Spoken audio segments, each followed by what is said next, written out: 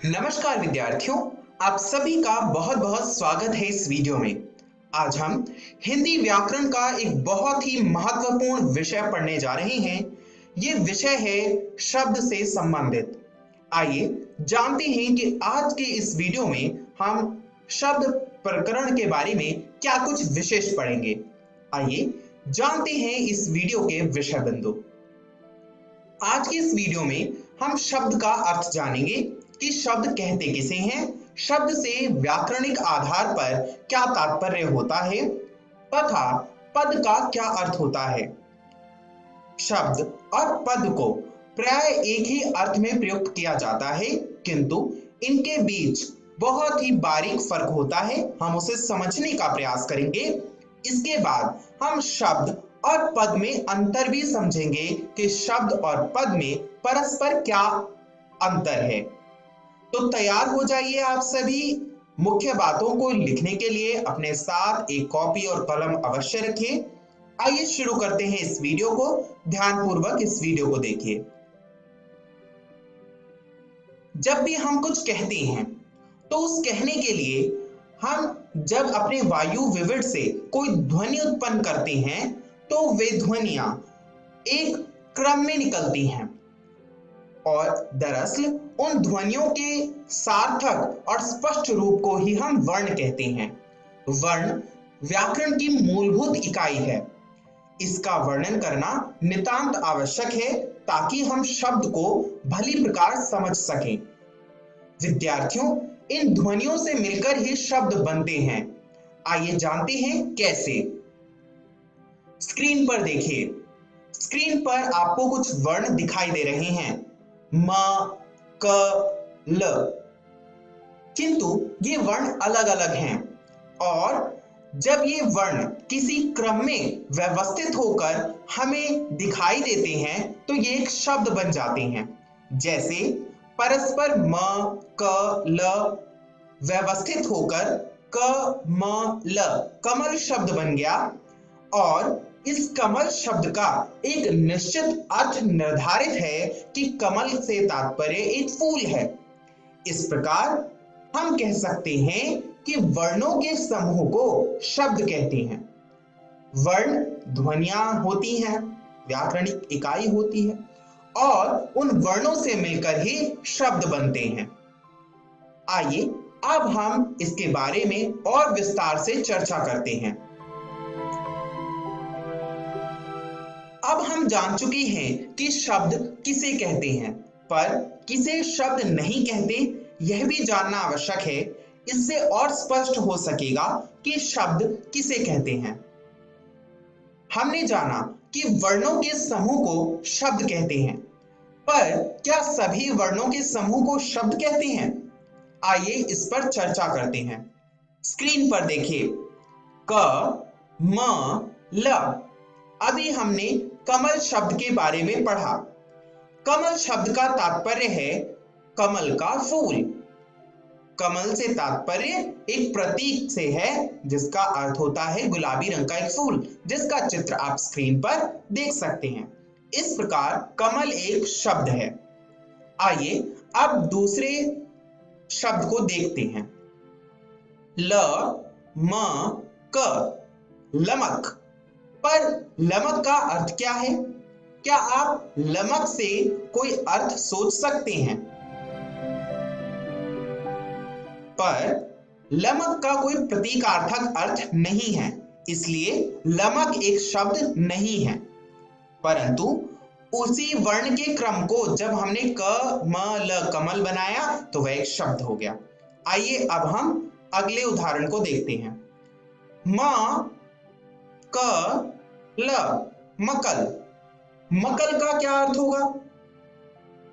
मकल का कोई अर्थ नहीं है, इसलिए मकल का अर्थ न होने के कारण मकल कोई शब्द नहीं होगा।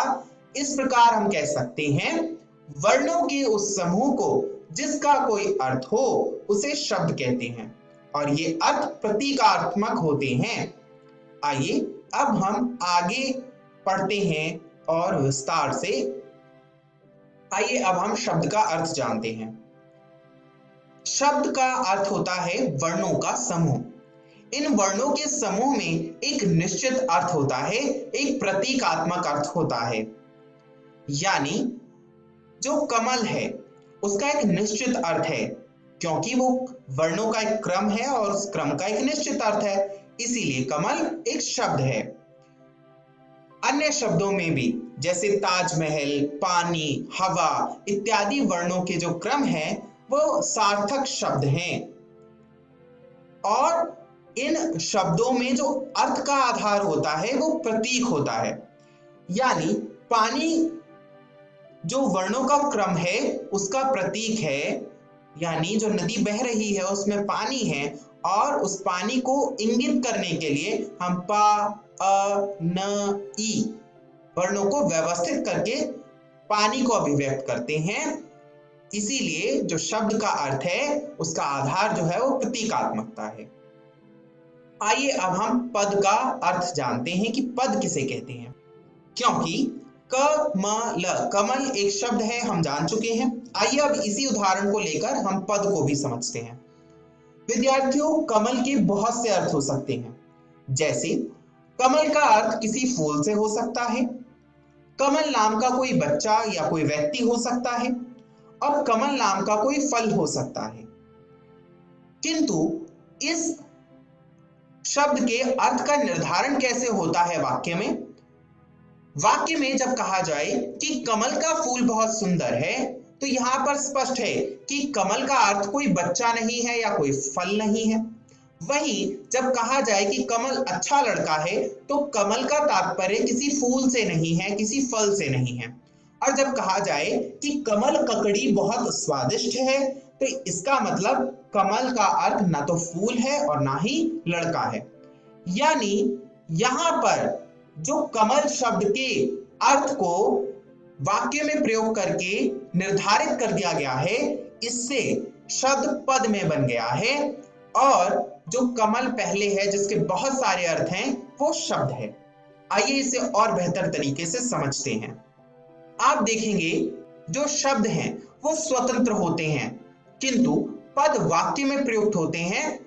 वे शब्द जिनका वाक्य में प्रयोग किया जाता है उन्हें पद कहते हैं। और पद हमेशा व्याकरण के नियमों से बंधे हुए होते हैं। यानी जो भी पद हैं उन पर लिंग, वचन, कारक इस सब का प्रभाव पड़ता है और इस पद का एक निश्चित अर्थ होता है। यानी आपने देखा था कि स्वतंत्र शब्द के बहुत सारे अर्थ हो सकते हैं। जैसे कर शब्द है, कर का मतलब हाथ हो सकता है, कर का मतलब टेक्स्ट हो सकता है, कर का मतलब किसी कार्य को करने का निर्देश हो सकता है। किंतु यह कहा जाए कि आपके कर बहुत सुंदर हैं, इसका मतलब यह होगा कि आपका हाथ बहुत सुंदर है। तो इस प्रकार इसका एक निश्चित अर्थ होता है। आइए अब हम शब्द और पद में अंतर समझते हैं।